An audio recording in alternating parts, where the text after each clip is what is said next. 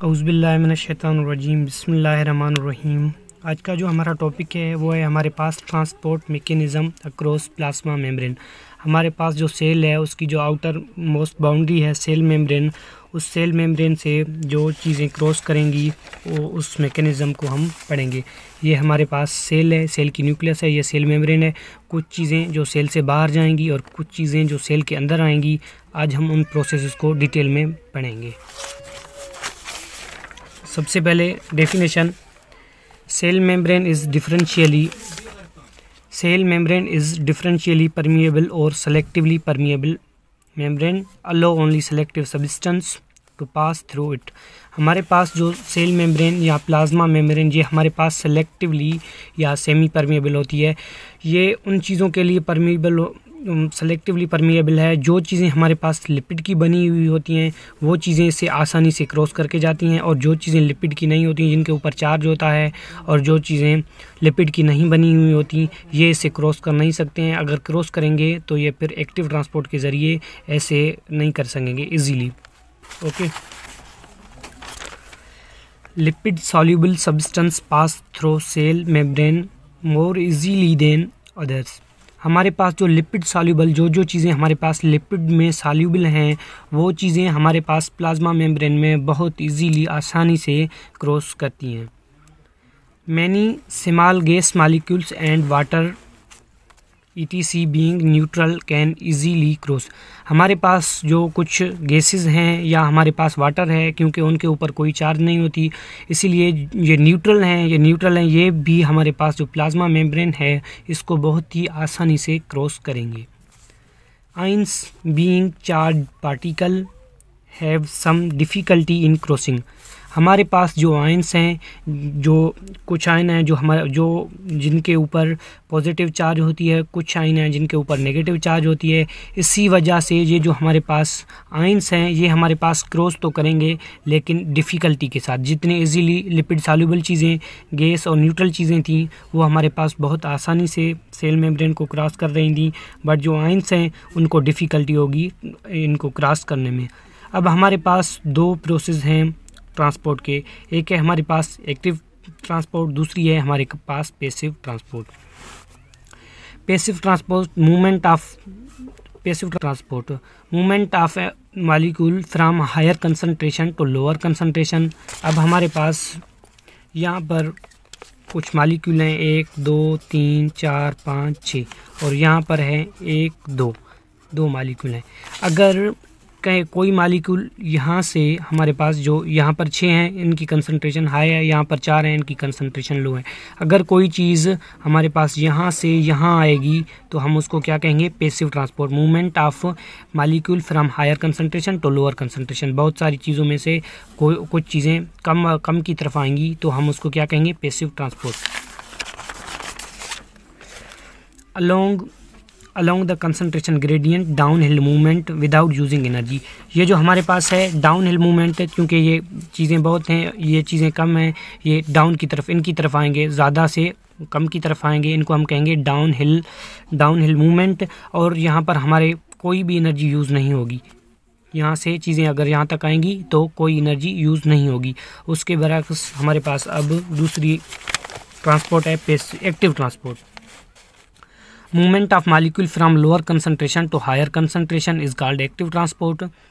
Against concentration gradient uphill movement with use of energy। अब हमारे पास ये जो एक्टिव ट्रांसपोर्ट है ये हमारे पास पैसिव का बिल्कुल ही अपोजिट उलट ट्रांसपोर्ट है।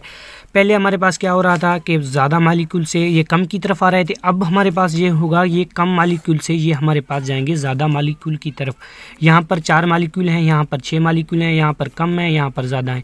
हमारे पास पैसिव ट्रांसपोर्ट में ज़्यादा से कम की तरफ आएंगे, और हमारे पास जो एक्टिव ट्रांसपोर्ट है उसमें कम से ज़्यादा की तरफ जाएंगे। यहाँ से मालिक्यूल इस तरफ जाएंगे, और ये हमारे पास डाउन हिल मूवमेंट थी, ये हमारे पास अप हिल मूवमेंट होगी, और इसमें हमारे पास कुछ भी एनर्जी यूज़ यानी ATP यूज़ नहीं होगी। बट यहाँ से यहाँ तक मालिक्यूल के जाने के लिए हमारे पास ATP यानी एनर्जी यूज़ होगी।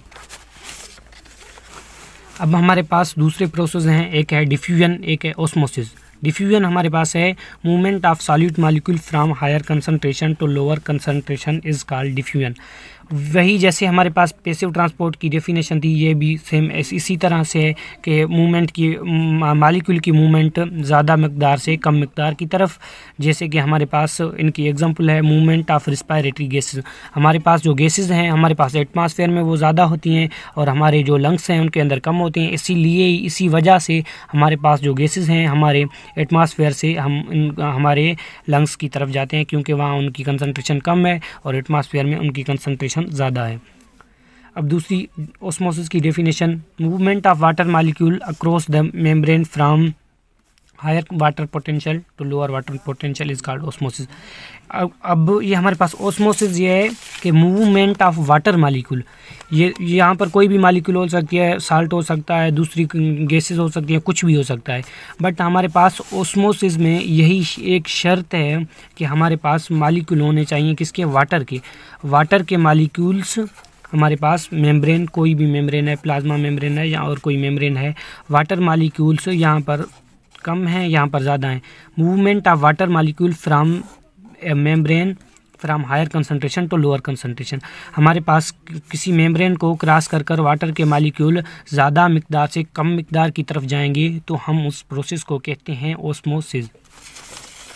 यही डेफिनेशन हमने पढ़ी, water molecules across the membrane from higher water potential to lower water potential is called osmosis.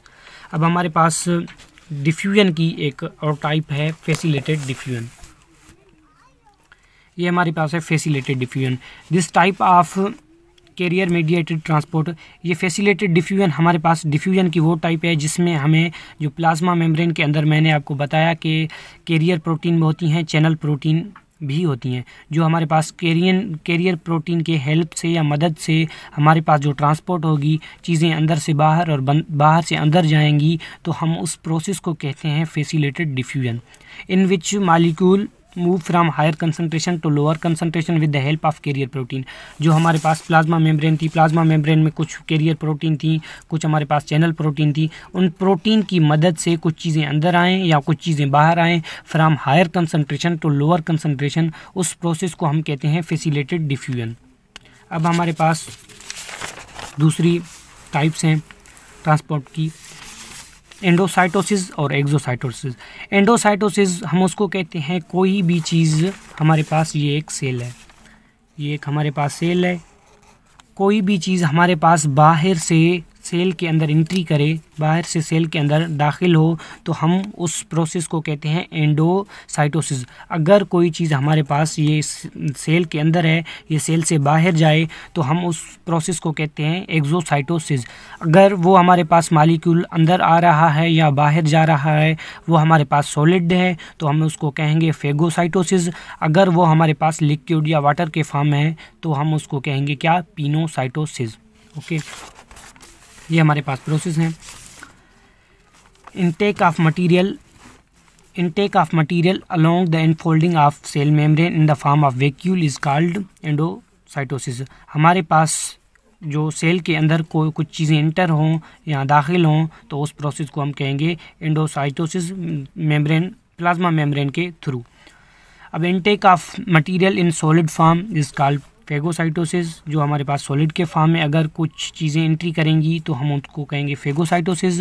अगर वो हमारे पास चीज़ें फ्लूइड यानी पानी के फॉर्म में या लिक्विड के फॉर्म में अगर उन चीज़ों को क्रॉस करेंगी या उन चीज़ों से बाहर आएंगी, तो हम उसको कहेंगे क्या, पिनोसाइटोसिस। अब हमारे पास है exocytosis. Exocytosis is the process by which cells remove material within the cell into extracellular fluid. Exocytosis occur when vesicle fuse with plasma membrane. ये मैंने बताया आपको कि जैसे ये वेसिकल है, ये वेसिकल प्लाज्मा मेम्ब्रेन को फ्यूज़ करके इसी तरह से प्लाज्मा मेम्ब्रेन से ये बाहर निकल जाएगा, तो हम इसको क्या कहेंगे, एक्सोसाइटोसिस। ये मैंने पढ़ के बताया, फिर से पढ़ के बताता हूँ। Exocytosis is the process by which remove material from within the cell into extracellular fluid. Exocytosis occur when vesicles fuse with plasma membrane. Some other function of plasma membrane. Plasma membrane के function तो हम पढ़ चुके हैं, इससे जो अगली lecture थी उसमें मैंने आपको फंक्शंस बता दिए थे प्लाज्मा मेम्ब्रेन के, बट अब और कुछ ये इनके फंक्शंस हैं। ऑब्टेन न्यूट्रिएंट्स, न्यूट्रिएंट को ये ऑब्टेन करता है, बाहर से जब आती हैं तो उनकी एंट्री न्यूट्रिएंट की सेल मेम्ब्रेन के थ्रू होती है। एक्सक्रीट वेस्ट सब्सटेंस को प्लाज्मा मेम्ब्रेन के थ्रू बाहर निकाला जाता है। सीक्रेट यूजफुल सब्सटेंस, कुछ यूजफुल सब्सटेंस को ये सीक्रेट करता है। Maintain a suitable pH with the cells for enzymatic activity, enzymatic activity के लिए ये हमारे पास एक सूटेबल पीएच प्रोवाइड करती है। ठीक है, आज का हमारा ये लेक्चर यहाँ पर ख़त्म हुआ। इंशाअल्लाह नेक्स्ट लेक्चर में मिलेंगे, तब तक के लिए अल्लाह हाफिज़।